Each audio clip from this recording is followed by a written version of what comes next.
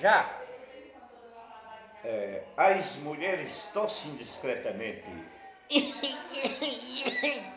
e os homens espalhafatosos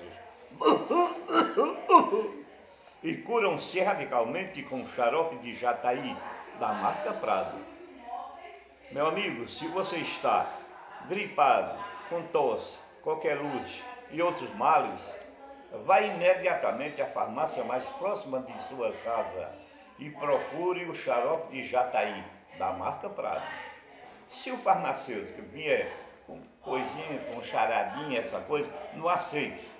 Não, mas tem um xarope de limão bravo, tem de melagrião, tem um bromil. Não quero disso aí não. Eu não quero isso. Eu estou lhe procurando o xarope de jataí da marca Prado. Se tem, eu compro. E se não tem, não tem não. Mas tem um de aroeira, de camaru, de não sei. Não, meu amigo, não quero isso não. Eu quero xarope de jataí da marca Prado.